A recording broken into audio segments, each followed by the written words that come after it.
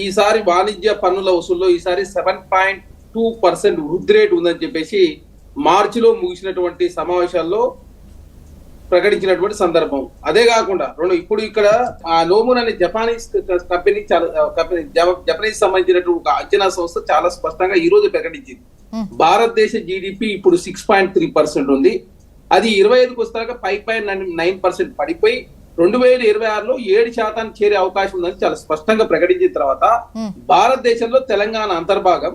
అదే కాకుండా ఇక్కడ మీరు ఒకసారి చూసినప్పుడు మొన్ననే కేంద్ర గణాంక సంస్థ చాలా స్పష్టంగా బడ్జెట్ కు ఒక రోజు ముందు ఏదైతే కేంద్ర ముఖ్య సలహాదారు గారు ఉన్నారో వారు చాలా స్పష్టంగా ప్రకటించిన సందర్భం ఏమైందంటే తయారీ రంగం 2023-24లో 14% వృద్ధి రేటు ఉంటే అది 3.5% తగ్గిన మాట వాస్తవం. 3.5 ఎక్కడ 14% ఎక్కడో మీరు అర్థం చేసుకోవాలి. అదే కాకుండా గనుల తవ్వకాలు 2023-24లో 4.7% ఉంటే అది 1.4% తగ్గిన మాట వాస్తవం.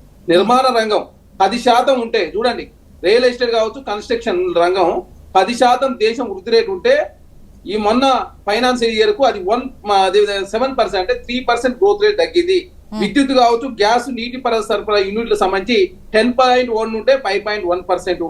అదే కాకుండా సేవలు, వాణిజ్యం, హోటల్ రవాణా 8% నుంచి 6.7%. ఆర్థిక స్థిరాస్తి వృద్ధి సేవలు 8.4 నుంచి 7.2%.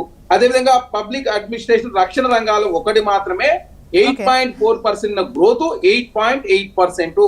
భారతదేశంలో తెలంగాణ అంతర్భాగం కాబట్టి భారతదేశంలో గణనీయంగా జీడిపి తగ్గుతా ఉంది. అది వృద్ధి రేటు తగ్గుతా ఉన్నప్పుడు భారతదేశంలో తెలంగాణ కూడా ఆ ఇంపాక్ట్ ఉంటుంది. దానిలో భాగంగా కొంత తగ్గుతుండొచ్చు కాక, కానీ అనవసరంగా బీఆర్ఎస్ పార్టీ ఆనాడు పరిస్థితి వేరు, ఈనాడు వేరు.